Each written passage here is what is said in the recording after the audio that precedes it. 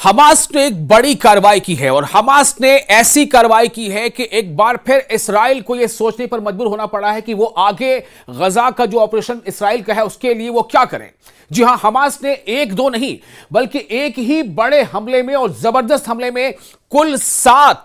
सात आईडीएफ के फौजियों को मौत की नींद सुला दिया है। जी हां, 7 आईडीएफ के यानी इस्राइली डिफेंस फोर्सेस के जो फौजी हैं उनमें से एक कमांडर भी शामिल है। तो एक इस्राइली फौजी एहलकार ने यह बताया है कि गजा के जुनूबी शहर खान यूनिस में मंगल को 7 इस्राइली फौजी हलाक हो गए हैं। यह किसने बताया है? यह इस्राइली फौजी ने ही बताया है, यानी कि यह खबर बिल्कुल सच्ची है, सच्ची खबर है और इस खबर ने बिल्कुल भूचाल ला दिया है। यह जैसा कि समझा जा रहा था कि शायद लगभग जो 20 महीने हो गए हैं, लगभग 20 महीनों से इस्राइल लगातार गजा पर बमबारी कर रहा है, उसके फाइटर जेट्स जो हैं वो बम बरसा रहे हैं। उसके अलावा फिर हमने ये भी देखा कि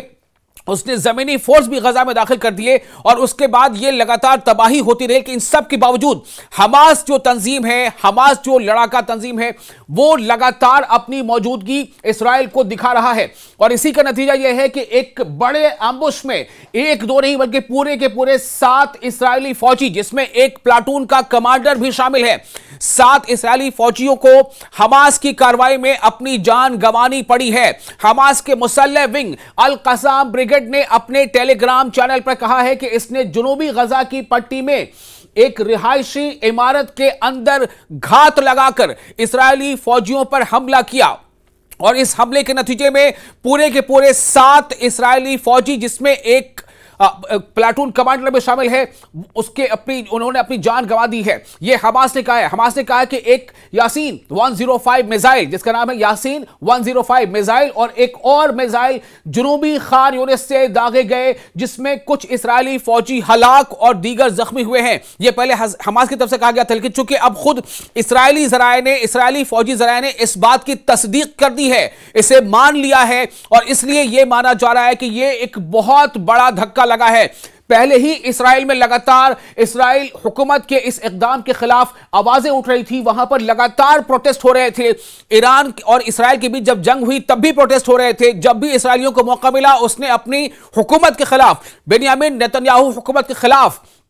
प्रोटेस्ट किया, मुजाहरा किया। लेकिन अब यह जो खबर आई है, जिसकी खुद तस्दीक इस्राइली फौजी हुकाम ने कर दी है कि हमारे 7 इस्राइली फौजी यानी कि आईडीएफ के 7 फौजी, उनकी जानें चली गई हैं हमास की कार्रवाई में और इन 7 में से एक का नाम, एक जो है वो प्लाटून कमांडर भी है। तो जो हमास ने इसको लेकर के दावा किया, इसके बाद अल कसाम के जंगजुओं ने इमारत को मशीन गनों से निशाना बनाया। ये मैं आपको बता रहा था कि किस तरह से हमास ने कार्रवाई की है। एक बार फिर आपको बता दें कि हमास ने कहा कि एक यासीन 105 यानी 105 नाम का मिसाइल और एक और मिसाइल जुनूबी खान यूनिस से दागे गए, जिसमें कुछ इस्राइली फौजी हलाक और दीगर जख्मी हुए।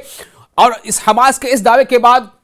इस्राइली फौजी जो तर्जुमान हैं या जो आला अफसरान हैं, उन्होंने भी इसकी तस्दीक कर दी। चूंकि ये इतना बड़ा हमला था कि इसको छुपाया नहीं जा सकता था। चूंकि जो फौजी हैं उनके अहले खाना है वो भी काफी नाराज भी हैं, गुस्से में भी हैं। तो हमास ने जब ये जानकारी दी उसके बाद अल कसाम के जंगजुओं ने इमारत को मशीन गनों से निशाना बनाया। ये भी कहा उसने फौरी तौर पर, ये जो आपको बता दें कि ये वाजे तो नहीं हो पाया था कि दोनों वाकयात एक जैसे थे, लेकिन ये बात मान ली गई है इस्राइली फौजी जराये के जरिए से और इस्राइली फौजी हुकाम के हवाले से कि 7 इस्राइली फौजियों की जानें गई हैं। और यह अपने आप में इतनी बड़ी कार्रवाई तस्वुर की जा रही है, जिसमें किसी इस्राइल का कोई एक फौजी भी मारा जाता है तो इस्राइल में समझिए कि एक तरह से कोहराम मच जाता है। उनके जो अहले खाना है वो इसको लेकर के जबरदस्त आवाज उठाते हैं, क्योंकि उन्हें उनके जहन में यह बात ऐसी है कि इस्राइली फौजियों का बाल बाका नहीं हो सकता। इस्राइली फौजी बहुत एक्सपीरियंस्ड हैं, ट्रेंड हैं, लेकिन चूंकि वो एक ऐसे जंग में है जहां उनका सामना हमास से है।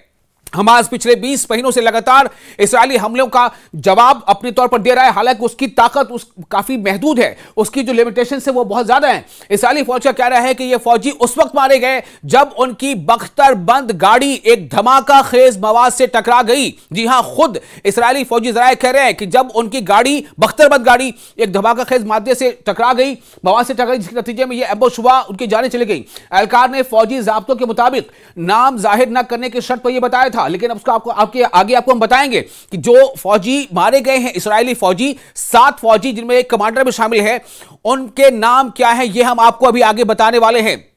आपको साथ यही बता दें कि एक को अब भी खुफिया रखा जा रहा है, यह कोशिश हो रही थी। फौज ने बताया कि मंगल के रोज खान यूनुस में भी फायरिंग में एक फौजी शदीद जख्मी हुआ है, यानी कि कुल मिलाकर ये जो तादाद चली जाती है वो तादाद पहुंच जाती है 7 के आसपास। तो इसलिए अब इसे एक काफी बड़ा धक्का माना जा रहा है। आपको यह बता दें कि इस बारे में यह तसव्वुर किया जा रहा था कि शायद यह मुमकिन ही नहीं है कि इस्राएली फौजियों को कोई निशाना बना सके, लेकिन इस्राएली फौजियों को न सिर्फ निशाना बनाया गया है बल्कि उस गजा के अंदर, उस गजा की पट्टी में जहां पर गजा के शहरियों पर आफत टूट रही है। एक तो उन्हें वाफिर बगदाद में खाने पीने का सामान मुहैया नहीं हो रहा है, उनके पास एड्स नहीं है, उनके पास अस्पतालों की कमी हो गई, जो कि लगातार ज्यादातर अस्पतालों को इस्राएली हमलों में तहस नहस कर दिया गया। इस्राएल भले ही जब उस पर अभी ईरान की तरफ से हमले हो रहे थे तो यह बात इस्राएल चीख चीख कर कह रहा था कि ईरान ने इंसानी बुनियादों की कदर नहीं की और अस्पतालों पर भी हमले किए, लेकिन गजा के बारे में आपको बता दें कि गजा की पट्टी में जो इस्राएल पिछले लगभग 20 महीनों से लगातार जो कार्रवाई कर रहा है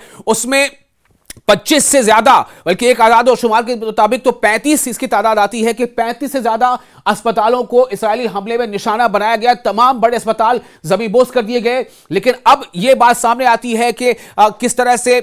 ईरान के हमले में इस्राएली अस्पतालों को भी निशाना बनाया गया था। अब यह बता दें आपको कि हालात बिल्कुल नाजुक हो चुके हैं और अब ऐसे हालात बन गए हैं कि यह तस्वुर किया जा रहा है कि क्या वाकई इस्राएली हुकूमत अब बहुत दबाव में है और क्या ये जो बैक चैनल्स बातें हो रही हैं कि किसी न किसी तरह से अब गजा पर भी जंगबंदी होगी। चूंकि गजा में जो हालात बन गए थे उसको लेकर के ये सवाल उठ रहे थे कि क्या गजा में जंगबंदी हो सकती है, क्योंकि गजा में जो ऑपरेशन चल रहा है इसराइल का वो कहीं ना कहीं मरकज में था, जिसकी वजह कर आपको बताया कि जिसकी वजह कर ही ये जो ईरान इसराइल का तनाजा खड़ा हुआ था और ईरान ने लगातार इसके खिलाफ आवाज उठाई थी। और यह भी तस्वुर किया जा रहा है कि ईरान और इसराइल के बीच जो जंगबंदी हुई है, इस जंगबंदी में जो शराइत तय होंगे जो अभी होना बाकी है, इसमें यह भी मुमकिन है कि इस शर्त में कहीं ना कहीं यह मामला भी, यानी गजा का मामला भी सामने आ सकता है।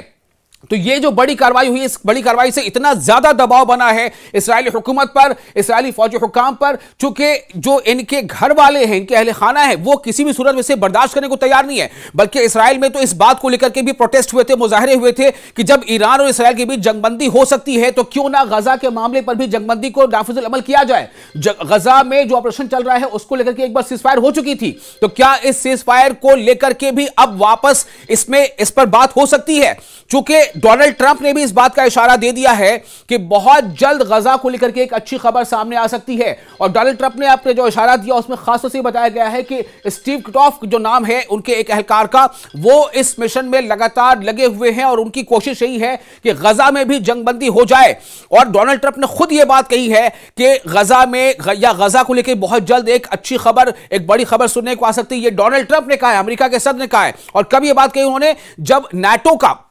नाटो की जब बैठक चल रही थी तो उससे पहले मीडिया के सवालों को जवाब देते हुए डोनाल्ड ट्रंप ने इस बात का इशारा दिया था। तो इस बारे में यह भी माना जा रहा है कि चूंकि इतना जबरदस्त ये हमला हुआ है कि एक ही बड़े हमले में हमास की अल-कसाम ब्रिगेड ने इसराइलियों को, यानी कि 7 इसराइली फौजियों को जो उनकी हलाकत हुई है, इससे जबरदस्त दबाव बना है इसराइल के ऊपर। और कहीं ना कहीं ये एक दबाव का नतीजा है, चूंकि जो इसराइली अवाम है वो देख चुकी है कि किस तरह से इसराइल को, जिसे नाकाबिल तस्खीर माना जा रहा था, तस्वुर किया जा रहा था, लेकिन ईरान इसराइल जो अभी जंग के हालात बने, जो जंग चली, उसमें सिर्फ महज 12 दिनों के अंदर इसराइल में इतनी तबाही हुई है। चाहे वो हाइफा पोर्ट सिटी की तबाही का जिक्र कर लें, चाहे तेल अवीव की तबाही का जिक्र कर लें, तो ऐसी जबरदस्त तबाही हुई है। यरूशलेम में तबाही हुई है, बेरशेबा में तबाही हुई है। और इन तबाही में फौजी अड्डे भी शामिल हैं, एयर बेसेस भी शामिल हैं, और साथ ही साथ जो तहकीकी मराकज हैं, साइंसी मराकज हैं, माइक्रोसॉफ्ट की बिल्डिंग है, मोसाद का हेडक्वार्टर है, इन तमाम जगहों को निशाना पहुंचा। यहां तक कि हाइफा पोर्ट सिटी में ऑयल रिफाइनरी को भी जबरदस्त नुकसान पहुंचा था। तो इस्राएली अवाम कहीं ना कहीं इस बात को समझ चुकी है, भले ही देर से सही, लेकिन उनके जहन में अब यह बात आ गई है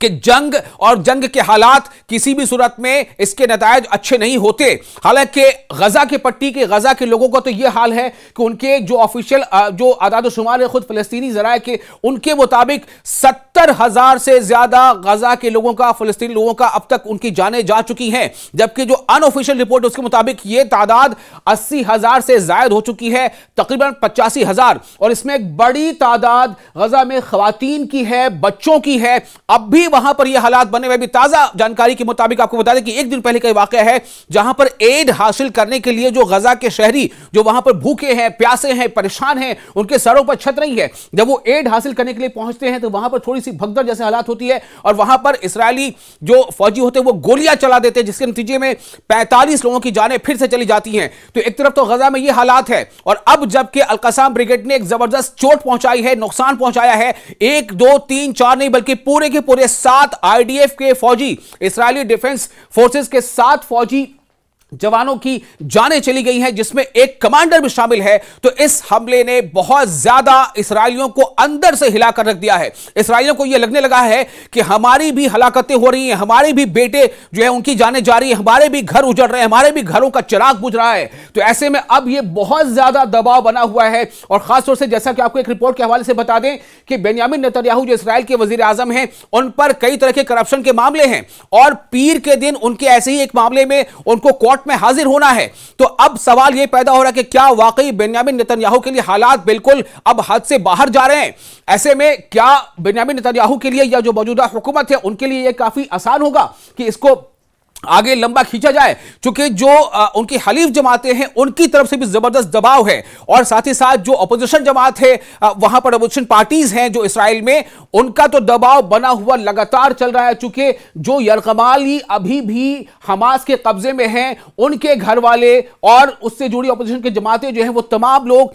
हुकूमत पर दबाव बना रहे हैं कि जल्द से जल्द इसको लेकर के कोई सेटलमेंट किया जाए, कोई सीज फायर जैसी बात आए ताकि यरगमाली जो अब भी हमास के कब्जे में है उनको वापस इस्राएल आने का मौका मिले। तो एक तरफ तो ये लगातार सिचुएशन बनी हुई है। डोनाल्ड ट्रंप ने जब ये बात कहती है तो इससे काफी ये उम्मीद बढ़ गई है कि गजा में अब कहीं ना कहीं जंगबंदी और गजा के लोगों के लिए शायद कुछ अच्छे दिन सामने आ जाएं। चूंकि अब ये जो हमला है आईडीएफ के फौजी जो मारे गए हैं गजा पट्टी में, खान यूनिस में, इसने और ज्यादा जो है दबाव बनाने में अपना एक बहुत बड़ा रोल अदा किया है, अपना किरदार निभाया है और इसीलिए ऐसा समझा जा रहा है कि अब बहुत जल्द जो है वहां पर हालात बेहतर हो सकते हैं। क्योंकि 1 2 नहीं, इस्राएल के आपको देखिए इस्राएल की आबादी ही कितनी है, इस्राएल की आबादी पूरे के पूरे मिलाकर 90 लाख के आसपास आबादी है और इस 90 लाख की आबादी में कितने उसके फौजी होंगे? उनमें से 7 फौजियों का मारा जाना एक ही झटके में, एक हमले में, यह इस्राएल के लिए बहुत बड़ा एक नुकसान तस्वर किया जा रहा है और इसकी वजह से इस्राएली फौजी जो है, आईडीएफ के जो फौजी हैं, जो लड़ाके हैं, उनमें जबरदस्त तजब्जुब पाया जा रहा है, उनमें जबरदस्त जो है बेचैनी पाई जा रही है, नाराजगी पाई जा रही है, गुस्सा पाया जा रहा है। कई रिपोर्ट इससे पहले हम आपको दिखा चुके हैं कि इस्राएली फौजी जो है वो अब मैदान जंग में जाना नहीं चाहते, वो लड़ने से बचना चाहते हैं। तो ऐसे हालात के बीच जब ये इतना करारा झटका दिया है हमास ने, जब हमास ने 7 इस्राएली फौजियों को ढेर कर दिया है, उनकी तस्वीरें आप देख रहे हैं एक एक करके स्क्रीन पर, ये तमाम घर के अपने चिराग थे जिन्हें इस्राएल ने गजा की पट्टी में भेजा था, लेकिन वहां पर हमास के लड़ाकों से इनका सामना हुआ और हमास ने अपने एक झटके में जो जिस तरह से एम्बुश किया है उसमें से 7 लोगों की मौत हो गई है। इसने शायद कहीं ना कहीं एक जबरदस्त दबाव बना दिया है और डोनाल्ड ट्रंप की बात अगर मान ले तो ऐसा यकीनी है कि बहुत जल्द गजा में कुछ हालात बदलते देखे जा सकते हैं।